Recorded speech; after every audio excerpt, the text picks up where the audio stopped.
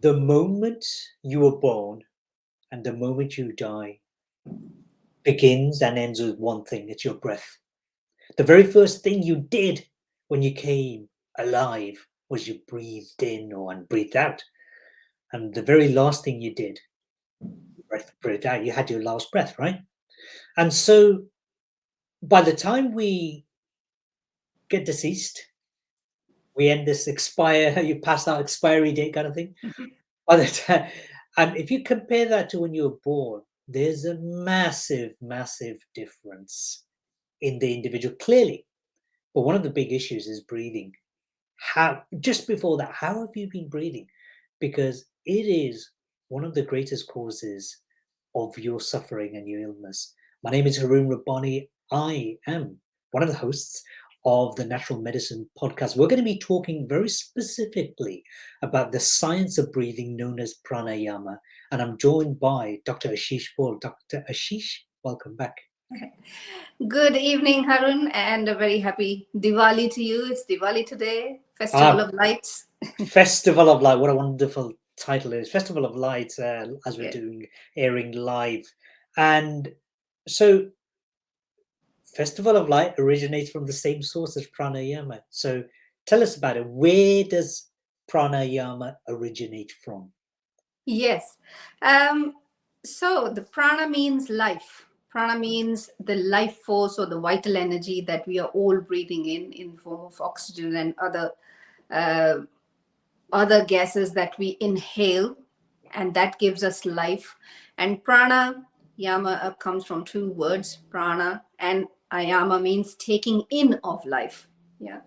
And pranayama is yogic form of breathing. The word comes from that. I like to make it simpler, that breathing exercise. Let's just keep it simpler rather than if you can't pronounce the words. Like I know so many people who have been with me for years, my patients, client, they can't pronounce Ayurveda. Still, or Shirodhara. So pranayam is about how you take the breath in.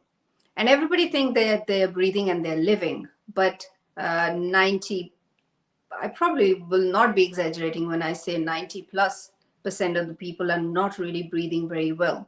And your breath is related to every single cellular function in your body because you are bringing that oxygen in, and that is causing that cellular exchange that happens in each and every cell of you.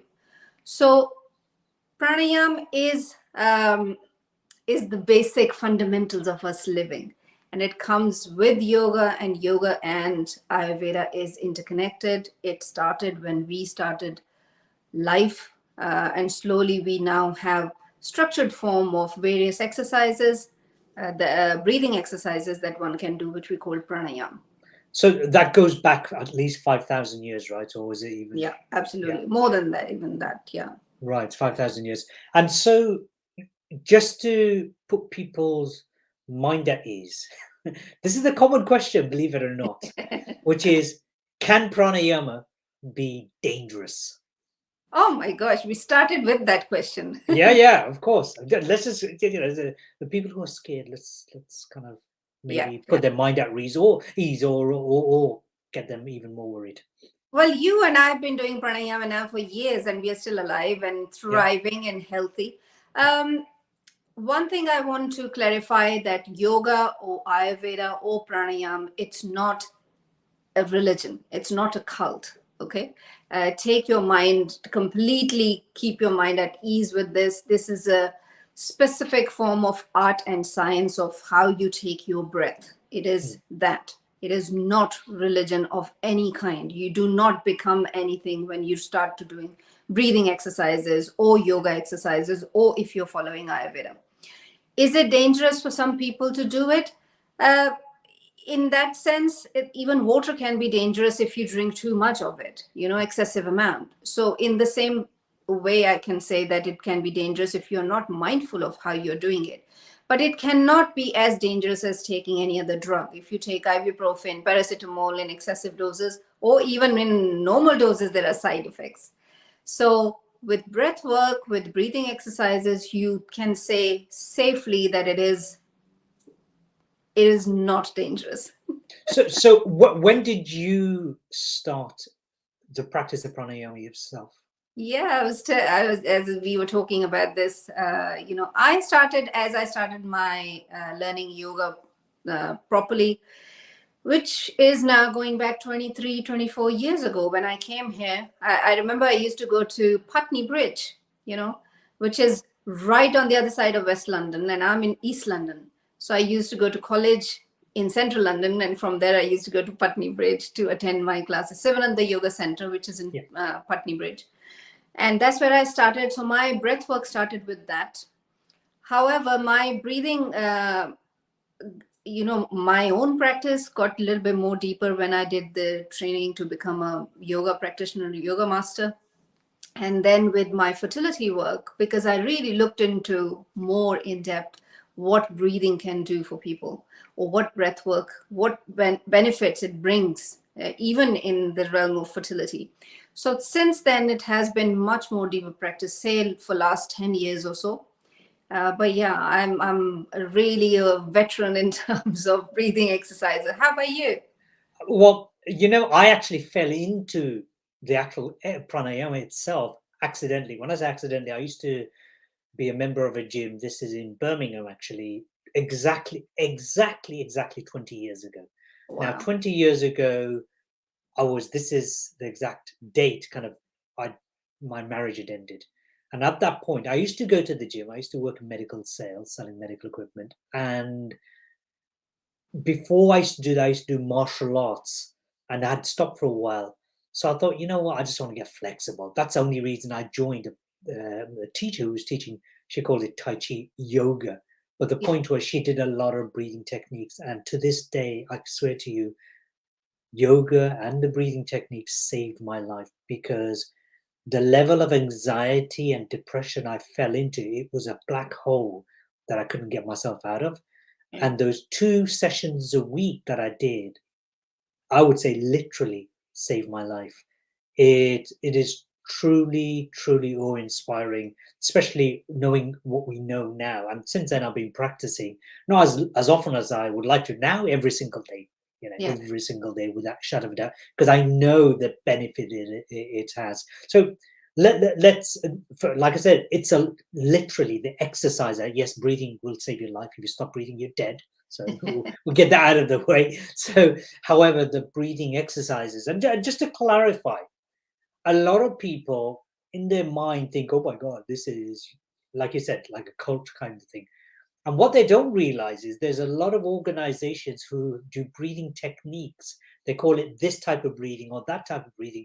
And they've taken it directly Yeah. from yoga and pranayama. Directly. Wim Hof, the tumor breathing that he uses, the Wim Hof method, it is directly from Buddhist yoga, but it's from yoga. It's Yeah. directly from there. There's I don't want to mention any brands, but there's a lot of people doing that, and they're calling all sorts of funky names, which actually, to be honest with you, I'm not criticizing, guys, if you're watching, by the way.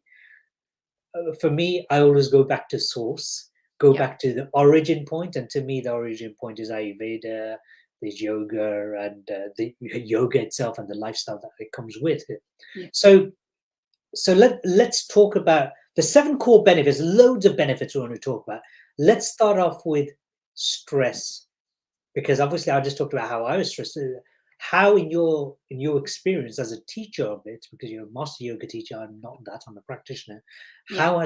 How does pranayama help? Now, by the way, we're interchanging the words pranayam and pranayama, same thing. So Yeah. you It say is. pranayama, I say pranayam. You say tomato, I say tomato. Doesn't matter.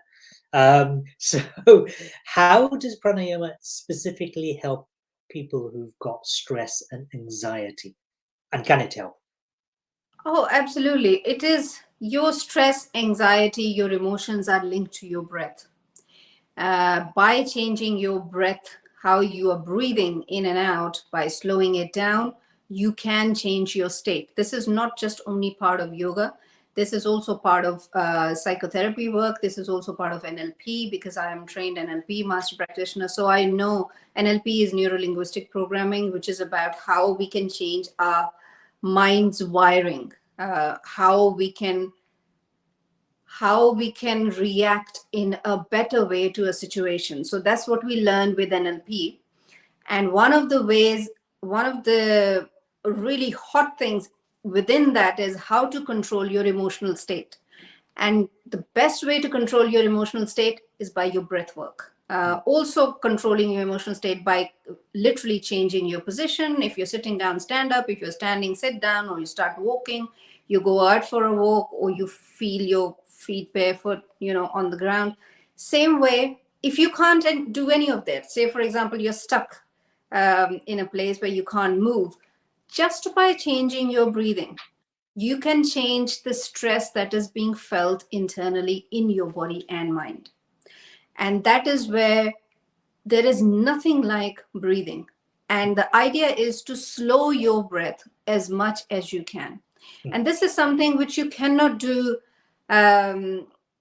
You can't, what's the word I'm looking for? You cannot do this intellectually. This is a practice which you have to do, as you know. Yeah. Breathe in, breathe out. You can't talk about breathe in, breathe out. You have to be doing it, And that is where the stress then reduces, because it has direct effect on your nervous system. And that is how we are controlling our state overall. I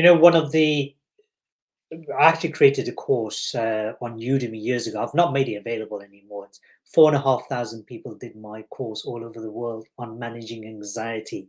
Call it Managing Anxiety with Ease, and massive, amazing reviews, 4 point whatever out of 5 on the feedback thing.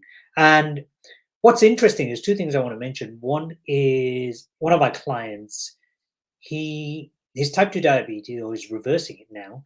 When he came to me, his stress levels, his heart rate, we'll talk about his heart rate later on, but his stress levels were like absolutely extraordinary. And so in time, he started eating the right foods, doing the right things in terms of exercise and so on. And he was working on a project for a couple of months. And in that time, despite doing all the right things, eating all the right food, his blood sugar was flying through the roof. So he came to my retreat, and guess what we did? We actually measured, using a device I'll talk to you about in a moment, we measured the state of his physiology and the state of his psychology based on how he handles stress. First of all, we got him to do a little stress exercise, a physical exercise, measured it, and then I got him to do some breathing exercises, Pranayama actually, very specifically, and his mind was blown. He thought, oh my God, is this what I'm getting? And so as a result, since then, every day he does 5-10 minutes pranayama exercise every single day. The other day, this young man I was talking to, 22 years of old, just finished university, started a great job, a lot of stress going on. And I want to share with you this image actually. So we measured using something called the BioWell device, which measures the energy field and the state of your energetic state of every single organ and your psychological makeup. So let me just show this to you. And so this is the first image. So if you look at it, so we're looking at the energy centers, also known as the chakra points: crown chakra, your third eye, your throat chakra, heart chakra, solar plexus, sacral, and root. So you can see they're out of balance. It's actually, I've done readings for him in the past, and it was way out of balance. This is after about 10 minutes after I got him to do the stress test. So he'd already relaxed. But then I got him, and he was blown away. Only 60 seconds of what we call ratio breathing. So we'll explain a bit about that later. And in 60 seconds, this is what he achieved. He hasn't got perfect alignment, but actually it's very good alignment.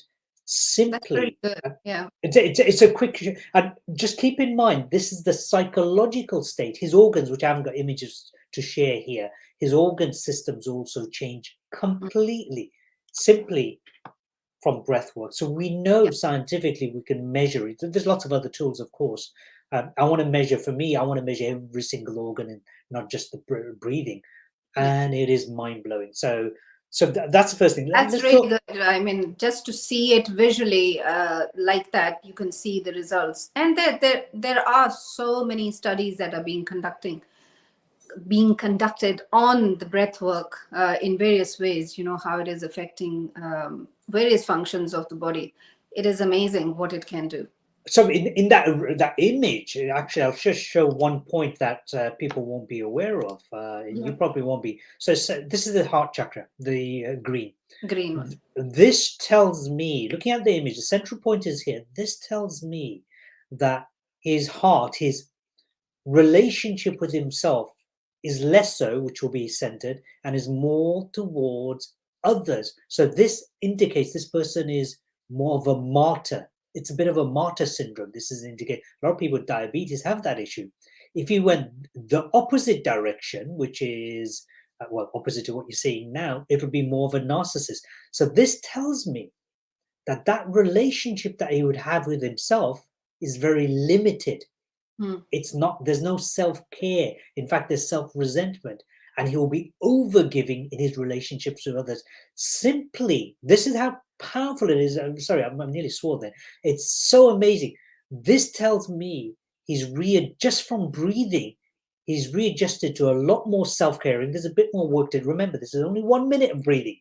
Yeah. Bit more work to do, and he's then straight back into balance. So your relationship with other people are hugely affected by your breathing. Just think of anxiety. When you're anxious, it's because you're having an argument. What's happening? How are you breathing? You're breathing from the top of your lungs, right? And when you get into a panic attack, what do? You hardly breathe.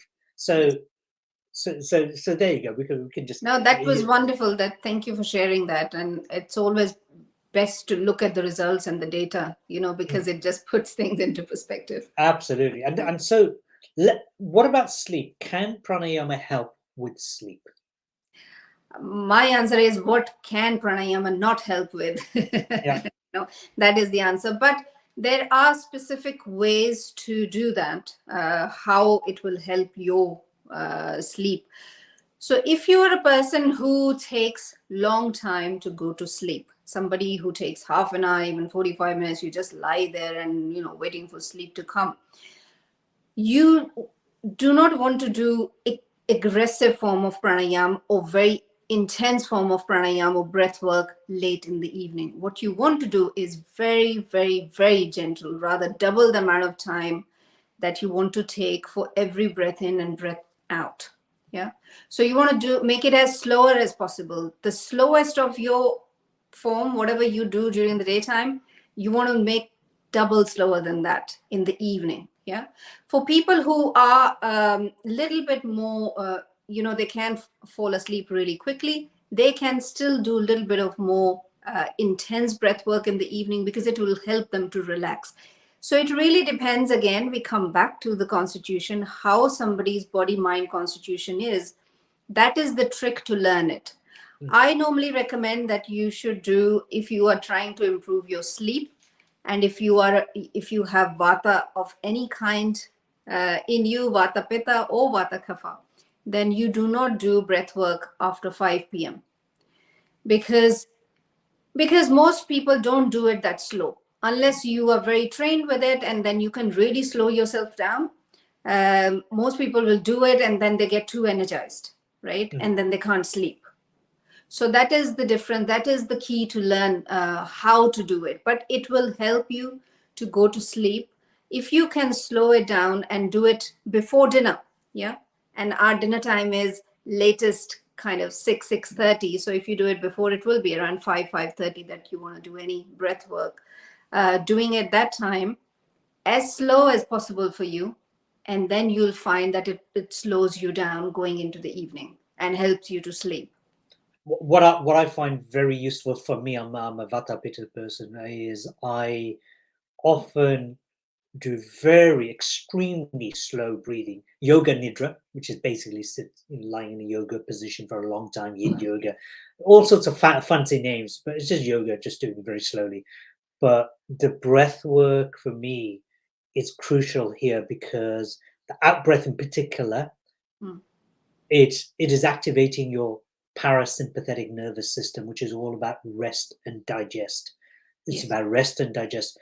And the thing, which I'm a busy person. I have a busy mind, and so for me, the best way to deal with it is actually, once I've done that, straight to bed, because I'm so relaxed. So, Yeah. just breaking your rules slightly.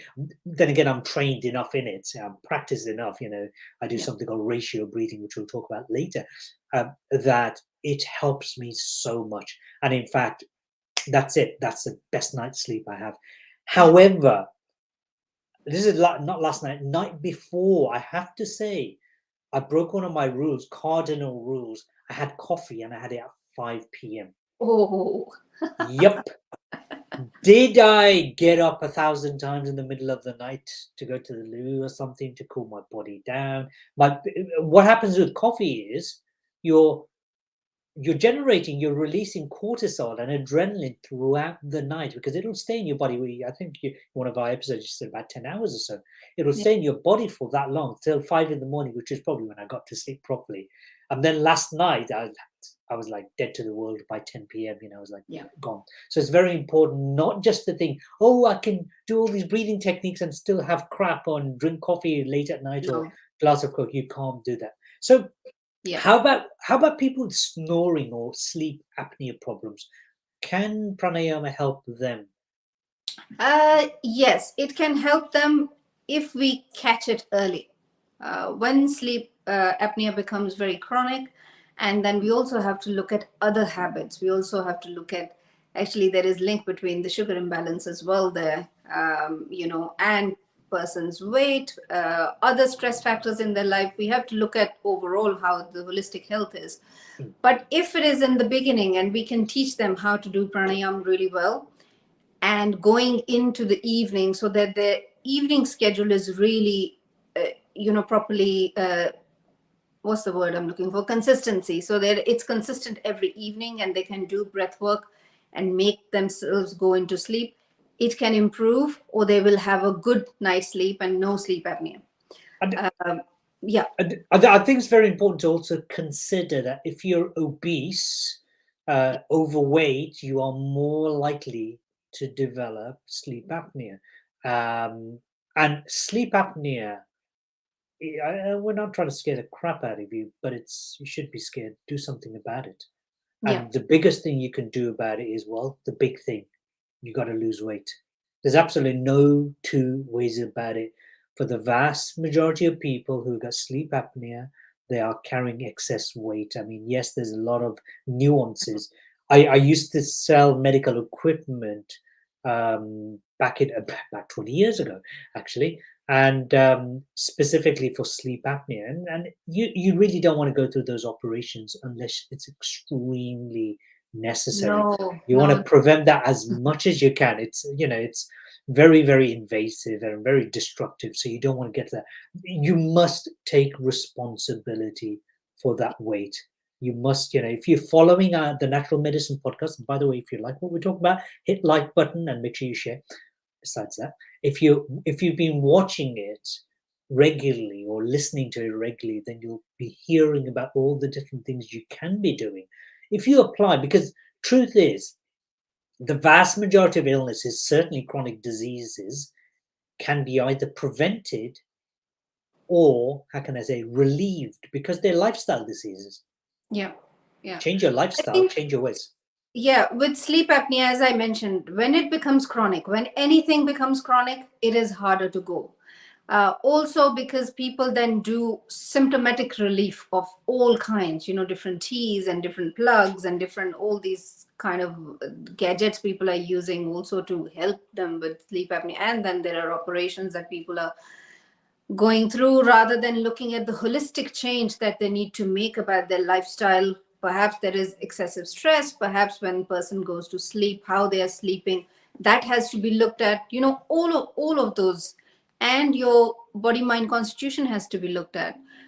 So yeah, before going into any extreme form of operation or anything like that, simply start from breath work. I mean, isn't it logical that if you're having problem breathing, or if you're having problem in any type of where your breath is somehow obstructed, do the breath work? That is the obvious answer to me. It's a bit like saying, the analogy of somebody when they jump into a swimming pool, they can only doggy paddle and they feel like drowning. You'd expect for them to understand that maybe you should learn how to swim. Because the truth is that most people breathe in such a shallow way. Yeah. It's absolutely no surprise why so many people are feeling anxiety. So, of course, anxiety and stress, one of the things that can cause one of the issues, one of the consequences of that, and eating very unhealthily is something called Yeah. high blood pressure. And So, late dinners will cause sleep apnea. yeah. Yeah. Oh, there you go. Late dinners. So, blood pressure. Speaking of high blood pressure, can pranayama help with lowering blood pressure? I know the answer is yes to all of them, but might as well ask it. Yeah, we are just having a chat and we Yeah. just want to highlight all the questions that we can think of and what patients ask us and your clients ask you and what results that I have seen with, breath work. Amazing results. I mean, one of my clients said to me, it helped her with constipation. Yeah. you know and if you will ask a medical doctor this question, will your breath work is going to help your constipation, the answer is no, because they don't know and they will never tell you and they have no experience of this, but it does. So same way, hypertension, or where your blood pressure is not well controlled, your blood pressure is linked to, again, your emotional state. If you are under any kind of stress, you have any kind of worrying thought, that is when your blood pressure shoots up. And of course, other conditions like with diabetes, your blood pressure will be unstable as well. So definitely learn to do breathing exercises. Learn to do pranayam. The pranayam which is suitable for you. It might take you good 3 months to 6 months to learn it properly and to find out when to do it, what time.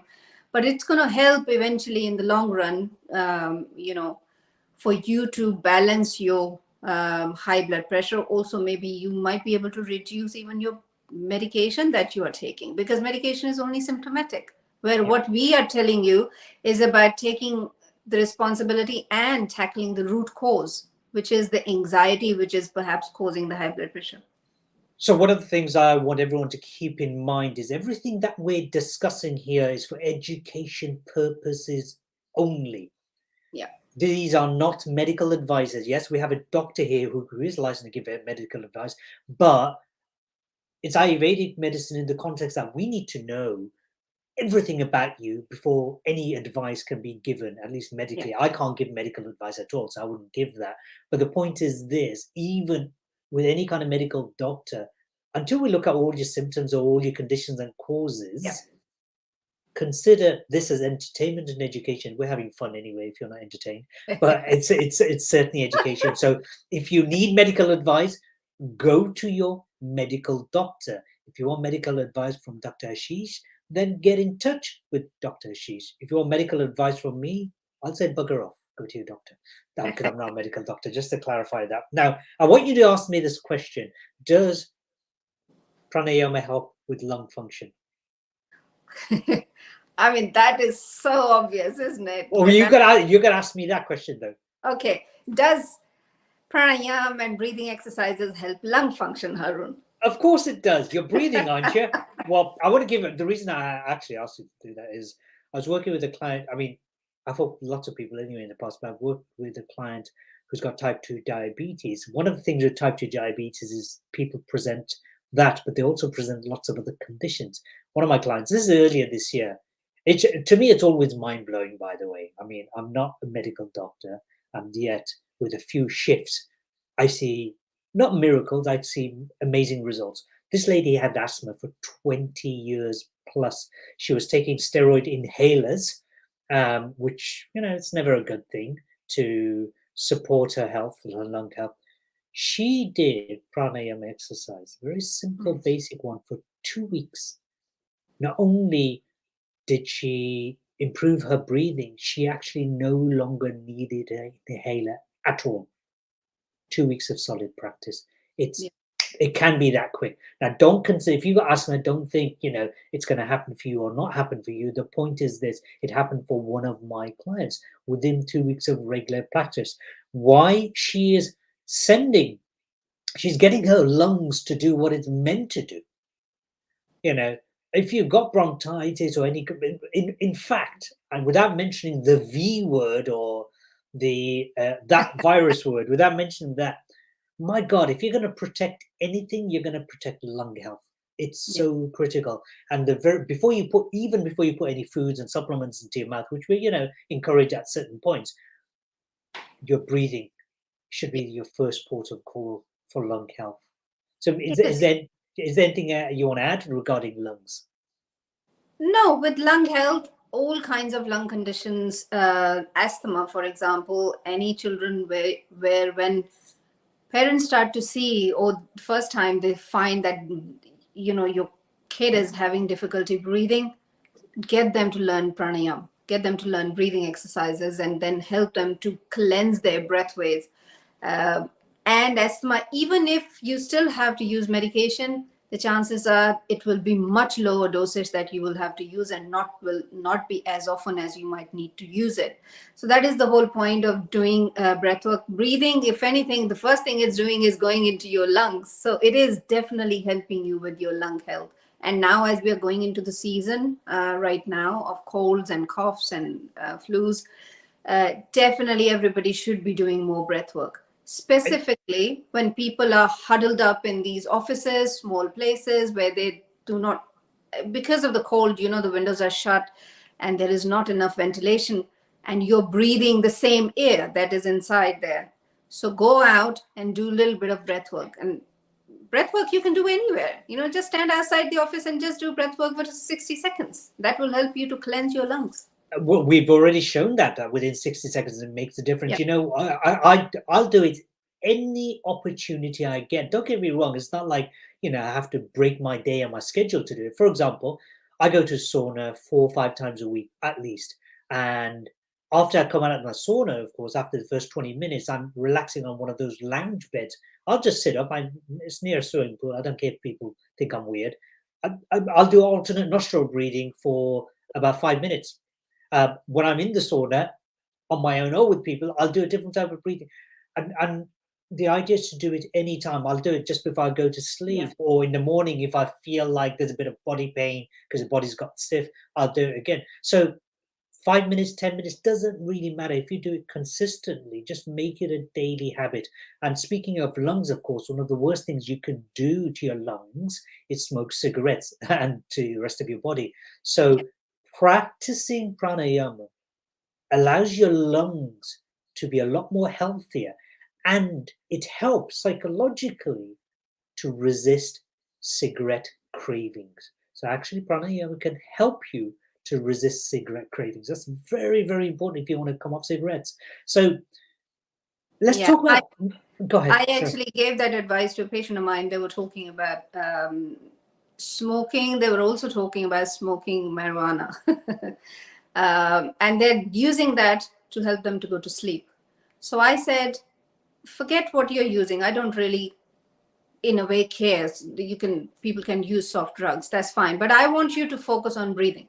I want you to learn breathing, and I want you to focus on breath work, because I can bet you, if you are focusing on breath work, you learn how to do it, you're going to stop using marijuana for whatever reason you are using it for.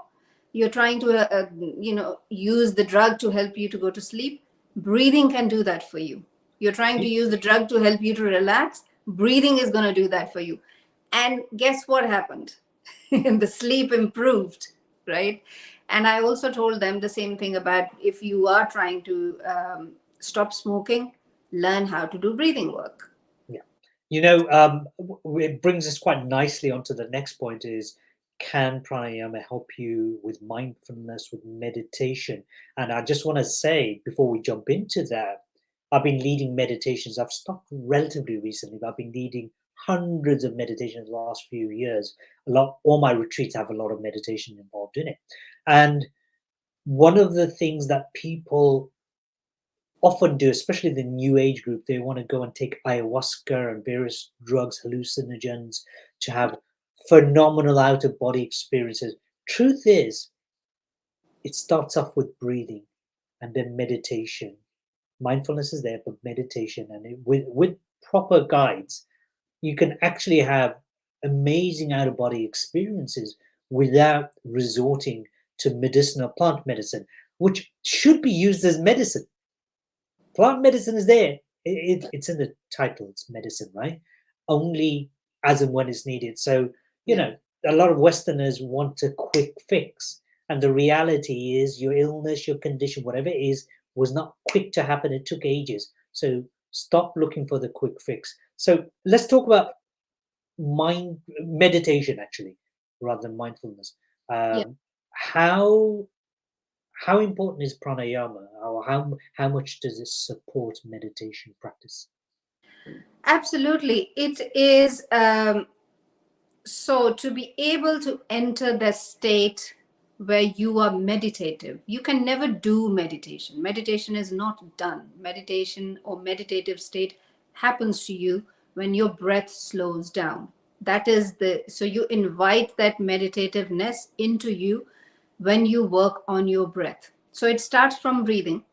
You have to keep slowing your breathing down, slow it down, slow it down. That's what yoga nidra is. You slow it down to the point where you can barely feel your breath, chest going up and down, and you can barely feel. Breath is so subtle. And then you feel that you start to get into this trance, into this hypnotic state. And that is where the meditation is going to happen. So that is the sequence of it. But we are doing the other way around. Yeah. Most of people trying to hold their thoughts, remove their thoughts. They're trying to stop their thoughts. It's pointless exercise, really pointless. Whereas if you work on your breath, and I teach this to my fertility clients because I teach fertility meditation. And the idea is that you do intensive breath work and then you slow it down.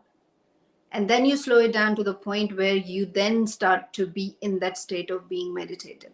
So that is the key. And that is where the magic happens, because that's where we can access the part of our brain which we do not normally access. And we can give a suggestion to our brain to heal itself. It's just magical stuff. I mean, this is better than magic mushrooms that people are using and ayahuasca and everything. And you can have out of body experience with intense breath work. Have you ever done that? Do it all the time. Do it all the time. Exactly. You know, my life is one magic mushroom. I actually picked some mushrooms yesterday, loads of them. I Not know. magic. I saw your video. That's why I'm Yeah, talking about the yeah, mushroom. yeah, yeah. No. None of them are hallucinogenic. They're absolutely tasty like crazy. And that's critical to understand, that there's lots of meditations out there, Yeah. but the reality is people are focusing on the wrong thing, and they are taking their breathing for granted. So It is. It is. Maybe this analogy might work. It is like you have a train which is running at 500 mile an hour, right? So you're not putting the brakes on. You're trying to stop it somehow, otherwise, trying to control that train of your thoughts. Whereas if you just could put the brakes, yeah, it will slow and stop eventually. Okay. And those breaks, they come with the breath work. The it, slower the it breath, the slower your emotional state and your thoughts. yeah, exactly. I don't And, know if that and analogy worked. yeah, it does. Well, it makes sense to me. If it makes sense to no one, that's their problem. It definitely makes sense to me. Okay. So, whilst we're still on the brain, can pranayama help with brain health? Of course, the answers are yes to everything, by the way. But in what way does it We are help? just exploring. Yeah, To actual brain health, yes, because uh, along with that, you probably need something else. You also need the medicines and you also need the herbs and certain other therapies, what we do in Ayurveda to help those herbs get into the brain matter. But breath work helps in the sense because it cleanses the pathways, right? So it cleanses your nasal passages as well. And then we give medicine. For example, we give Brahmi Grit, which is ghee, which is made with Brahmi. Brahmi is a nervine, it's a neuroprotective herb, which actually creates new brain cells. And the best method to do that is to give drops in your nasal passages. Yeah. And for that, if your nasal passages are cleaner with breath work, that medicine is going to work faster. So this is how it helps with the brain health. And of course, other reason is because it brings in so much oxygen, and it brings all that blood flow that helps your brain also to get cleansed. Actually cleanse not just only um, in terms of blood flow and cellular function, also in terms of your thoughts. You know, if you feel really fog-headed and you can't think straight, then sit down and do intensive breath work, and it will, you'll feel like I because I feel that as if I've got new eyes now and I can see, you know, very Yeah. clearly. So And, yeah. and one of the amazing things is, like, say, first thing in the morning, a lot of people will wake up perhaps with a foggy brain. Step outside. Step outside into your garden if you have a garden, and take some deep breaths in, facing towards the sun without looking at the sun. And there's so much benefits to that, and I love it. By the way, that's the thing that wakes me up. Forget coffee. I don't have coffee first thing in the morning. Straight outside, deep breath, and that's I'm fully fresh. It's truly amazing. One of the things that pranayama does for your breathing techniques, for those who are watching late, pranayama does for your brain is actually it boosts your cognition Yeah. abilities, because you mentioned about um, the oxygen going to the brain. Well, a big part of oxygen going to the brain, when it doesn't happen, that is, and you got sugar going to those parts of the brain, is dementia and Alzheimer's and other Yeah. brain diseases. So it improves your cognition function, your memory, your creativity. Mm. The better you breathe, the better your breathing techniques are, the more creative you're going to be. Why do you think so many entrepreneurs and singers, I'm talking about high power people, and just I'm talking about famous people as well, a lot of them Yeah. practice, they make meditation and breath work a key component part of their daily ritual. So it's very, very useful. So I've got a few more questions now. These are quick fire questions I want to ask. Now Quick. you specialize in fertility. Yeah. Is there, and by the way, you teach people, it's funny, you teach people about fertility, and I get people who come to me and they say, oh, they don't want to have babies. I say, to the men anyway, I say, go to the sauna 7 days a week. That'll kill your swimmers off. So I just hope I'm not telling that to your male clients, just in case they're trying to get pregnant. So we talked about quite a few things. Pregnancy. How is there a particular pranayama technique which is better for women who are trying to get pregnant or who are pregnant? Because there's two different spaces, Yeah, aren't two there? different things. So when you are trying to get pregnant, you want to do intensive, aggressive breath work. You want to bring a lot of blood flow. You want to bring a lot of oxygen into your system to make your mitochondria function really well, for the cellular function, for the detoxification, and also to bring the blood. But when you are pregnant, then you want to slow it down. You really have to be mindful of what when you do this, and that's why please go to do it under supervision with somebody who knows what they're talking about. Uh, and if otherwise you're doing it, do it very slowly, literally a minute of breath work, and doing it very slowly during the first half of the day would be my recommendation. That is the key difference between when you're trying to get pregnant and when you are actually pregnant. So one of the questions I asked for you is any particular pranayama technique that people with type 2 diabetes can use, and I tested it out on my client and it worked like a treat. Mm. It helped his blood sugar levels go down. Yeah. Yeah. How amazing is that? Blood So sugar levels and also the nerves, right? Because the nerve health gets damaged with the high sugar. So yes. pranayama is bringing that nervous conduction. So if you've got the early stages of well, even if you've got later stages of diabetic Yeah. neuropathy or a retinopathy, these are things you need to do. So we're going to cover, just in case you're thinking, what are the techniques? We'll tell you about them. But the truth is, you need to really watch an entire video or be guided, which is, Yeah. to do your techniques, because it's very, it's not dangerous, but we want you to do it properly, if that makes sense. Some of them are easy to do, so we'll share that with you. Yeah. So is there, does other hormonal stuff like testosterone, there's a lot of men with testosterone issues.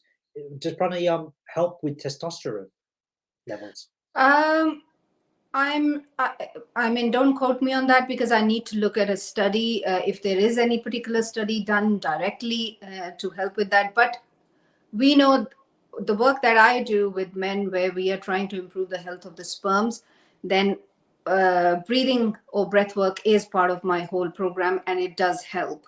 Okay. Also, because breath work then eventually also helps with sexual function as well, Okay. because again with all the things that it is doing, bringing producing nitrous oxide, NO, which is also a lot of people are talking about taking supplements to create that NO in their system to help them with the cellular function. The simplest, cheapest way is to do the pranayama.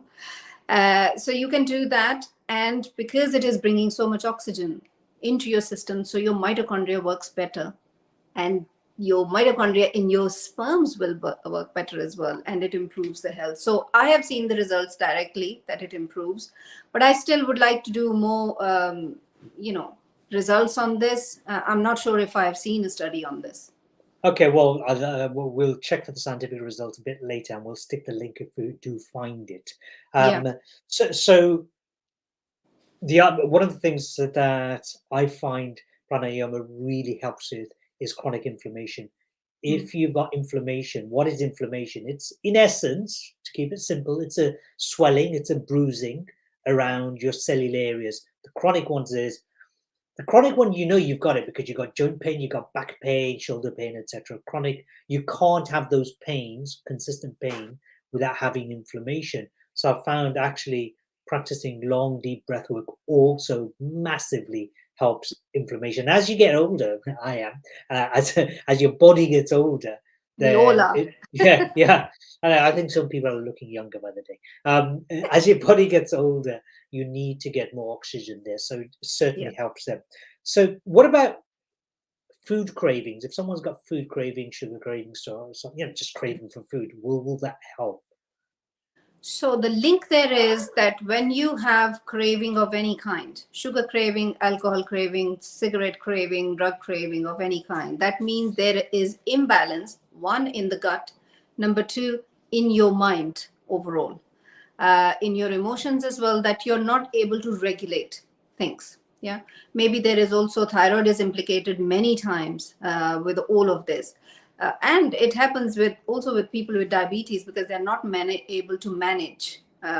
Yeah, so the link is the breath work. If you can control your breathing, you can control your hormones, because you can control the nervous system that is driving the hormones crazy as well. So that is the link between breath work. So it will help diabetes, it will help people who have got other hormonal issues, because other hormonal issues are probably also coming from how you're dealing with the stress as well. That might be one factor, right? Absolutely. And so one of the things that people ask a lot about is, can breathwork and pranayama particularly help people with their heart health? And I can tell you for sure, one of my Definitely. clients, one of my clients, he came to me, and I've mentioned him before. And I mentioned because of how extreme his breathing and his heart rate was. His heart rate was first thing in the morning, resting heart rate after waking up, anything between 105 and 125. That Wow. is, that's, and during the day, You must be that, exhausted. yeah, exactly. He was 145 without exercise, just moving Yeah. around. I spoke to him last week because we're still working on his stuff. Well, we spoke to him last week, and his heart rate is now, after practicing pranayama regularly, and didn't take that long, by the way, his heart rate now average during the day, he hasn't actually done the resting heart rate, during the day when he's moving around, 70. It was Yeah. 73 a couple of weeks ago, it's now 70. It is absolutely mind-blowing. Only practicing breath work, Yeah. nothing else addition to it. In addition to that, of course, by doing that, so his heart rate's improved. That's going to affect on his blood pressure. It's going to affect his heart health clearly. Yeah. But one thing's magical's happened for him in his mind is like, oh my God, all these big projects I used to stress over, I so have such little stress now compared to before. I don't get too attached to people's problems. I just take it like, it's like water off a duck's back as stress comes in. So much has changed for him massively. So I want to wrap this up by Yeah, sharing three or four things, maybe two or three techniques, just guiding techniques that people can use. absolutely. Yes, yes. First of all, one key principle about pranayama breathing, without going to the science of it right now, breathe only in through your nose and out through your nose. Vast majority. In some cases, you do breathe out of your mouth, but generally, in through your nose, out through your nose for multiple reasons, including warming your breath, filtering out the bacteria, the germs, the viruses, and so on. That's critical. There's many reasons we can talk about another time, but not right now. So, what techniques do you want to leave, and what pranayama techniques do you suggest people That's can a practice? wonderful point you mentioned, Harun. So taking breath in only through in and out through the nose, unless there's a specific form of exercise you're doing where you're taking breath in and exhaling through the mouth. Um, I normally start if you've never done breath work before, then you should first just learn how to slow your breath. So take deep breath in and slow it down. So take on the count of 1, 2, 3, 4, 5. 1, 2, 3, 4, 5, 6, 7 out. If that is too long, then do it on the count of 3 and 5. 1, 2, 3, 1, 2, 3, 4, 5. Just slow it down. That's the first simple form of pranayam. Then there is what we call alternate nostril breathing. It is really basic, simple pranayam. I'm still amazed some people still don't get it and they still do it wrong because you get muddled up between the right and left nostrils. But it is about taking the breath in, blocking one side, taking the breath in from the right, then you block the right, take the breath out from the left, then you take breath in from the left and out from the right. So you're alternating between both the nostrils. This helps to have equal amount of breath through both sides of the nasal passage, and it helps to balance your brain. This is probably two basic ones that you can start with and then go more deeper into it. Shall I give you one more technique, which actually is even more basic than that? And I swear to you, it's so Okay. important. That and this is like anybody can do. It's sitting down, closing your eyes, and just paying attention to how you're breathing. Yep. Don't do anything. Just notice how you're breathing, because having some level of self-awareness is your very basic foundation. If you notice that you're only breathing in through your mouth, notice that you're breathing in through your mouth. If you're breathing in only up to the top of your lungs, Yep. notice that. Don't do anything, just notice that. And then do the two techniques. They're extremely basic. I mean, we probably end up doing a course, for you guys, at some point where you can actually practice with us. Yes. But if you can just do that, you will make a difference. So let's wrap it up. Is there anything else you want to share before we end this episode of the Natural Medicine Podcast? No, I'm really enjoying this. I think this is such basic stuff, how to breathe better. And so many conditions of your health are linked to your breath. Your posture is linked to your breathing, how you breathe. Your backache is linked to your breathing, how you're breathing in and out, not doing it properly. And probably every single other disease, which you can make better simply by breath work. The key is, I think, um, one thing that I would say is it is the consistency of it. It is not an intellectual exercise. It is in your practice, how you practice it daily. And by starting from 1 minute, do it up to 2 minutes, 5 minutes, 10 minutes, however much time you have, at least do it 1 minute. Everybody should have 1 minute to breathe better. But that is I think my bottom line takeaway from this learning. If you want to learn anything, start learning how to do breath work, simple ones, what me and Harun have mentioned to you, and then do it 1 minute and then slowly increase the time. And what I'd like to finally say as well, thank you for that, Ashish. One of the final message for myself is this: the word inspiration, which is to inspire Yes. breathe in. Look It's at a those words. beautiful. It's beautiful. And what's even more beautiful than that is the fact that the word inspirare, that comes from Latin, means spirit within. So your life force, your spiritual force, all that exists, all that was, all that ever will be, when you breathe in, that's what you're taking in. So stay inspired, my friends, and thank you for watching the Natural Medicine Podcast. And make sure you share, comment, ask questions, and we will see you at the next episode. Bye for now. Wonderful. Bye.